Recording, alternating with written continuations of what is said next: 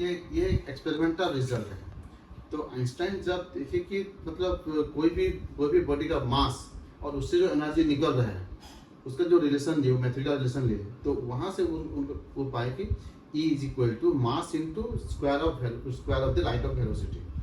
तो ये experimental result है, एक्चुअली कहीं से आया नहीं है। लेकिन E is equal to half m का क्यों होता है? क्योंकि जब मतलब ये जब डेरिवेटिव और इंटीग्रेशन जानते हैं उनके लिए है। तो E is equal to half m से वो वागडन है।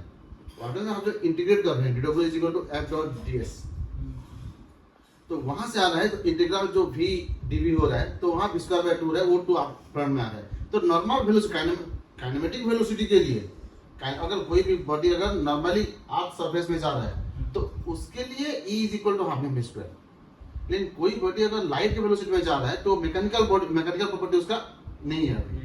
हाँ, उस हिसाब से E is equal to mc square हो रहा है। तो ये सब तो क्या मास के हिसाब से। अगर मास नहीं भी है तो भी एनर्जी है किसके हिसाब से? वो प्लास के हिसाब से। E is equal to h nu और hf। CBSE students h nu बोलते हैं और सीबीएसई स्टूडेंट hf बोलते हैं। तो E is equal to h nu और hf। तो यहाँ h तो कांस्टेंट है, उसका कोई काम नहीं है। यहाँ फ्रीक्वेंसी मैटर कर रहा है।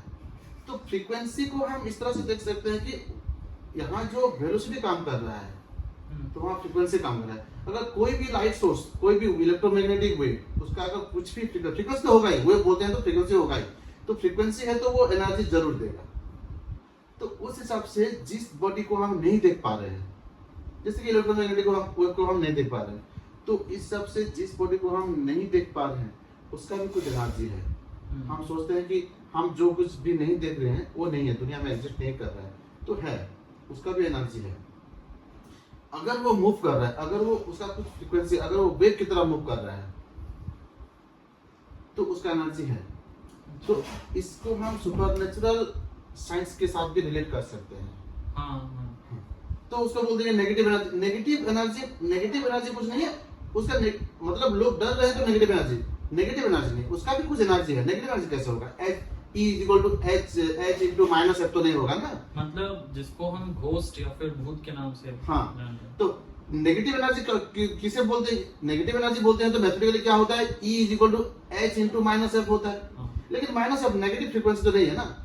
उनका मतलब आई वांट टू से कि जिसको हम मतलब कुछ भूत घोस्ट कुछ वो भी शायद कुछ वेव होंगे जिनका कुछ फ्रीक्वेंसी होगा, वही फ्रीक्वेंसी यहाँ यूज हो रहा है। और E is equal to hf, तो एनर्जी उनका भी है जिसको हम नेगेटिव एनर्जी बोलते हैं। एक्चुअली मैथमेटिकली नेगेटिव नहीं है, वो साइकोलॉजिकली नेगेटिव है।